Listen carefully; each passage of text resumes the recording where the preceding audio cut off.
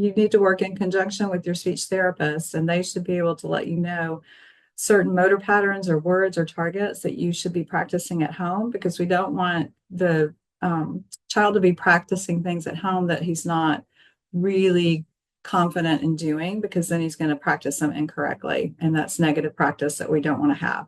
So once a child has mastered a word within the treatment session, and then we tell the parents, okay, here's what you need to practice. And so we'll give them, those words.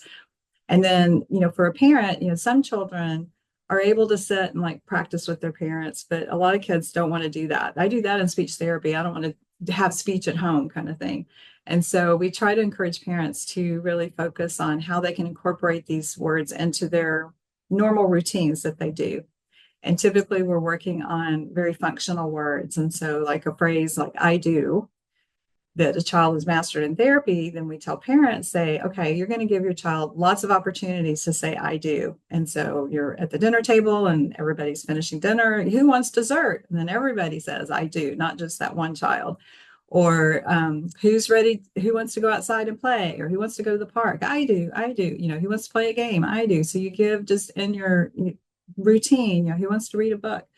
Those kinds of things where the child has the opportunity to say that. Or if like one of the words that we've worked on is maybe their pet's name, their dog or their cat's name. And so having lots of opportunities for the child to call the dog, where is Bo? Let's find Bo, and yell for Bo, and Bo's outside. He needs to come in. Let's holler for Bo to come in. And Bo, do you need to go outside? Tell Bo, go outside. So just in their everyday kinds of interactions, they can practice these words and that's going to help those motor plans stick and generalize so that they can use them without trying to think about it.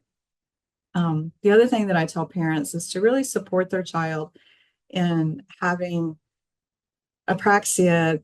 Talking is really hard and it can be very frustrating. And so giving a child the space and the ability to have those feelings and to talk about them, and that it's okay to be mad because this is really hard. It's frustrating. And, everybody's got things that are hard to do, and people have things that are good, that are easy for them to do. What can you do that's easy? Oh, you can run, you can throw a ball, you can, race, whatever it is, kind of help them acknowledge and feed into those strengths that they have.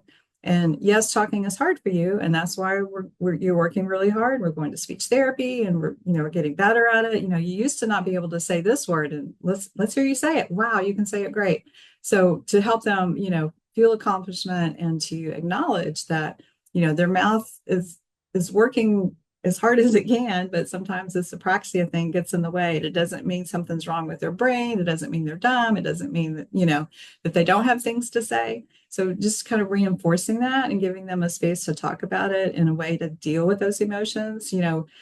What can we do when we're really mad? We can go hit our pillow. We can go in the room and scream. We can, what are things that we can do that are appropriate, for their age to try to handle those emotions that will happen.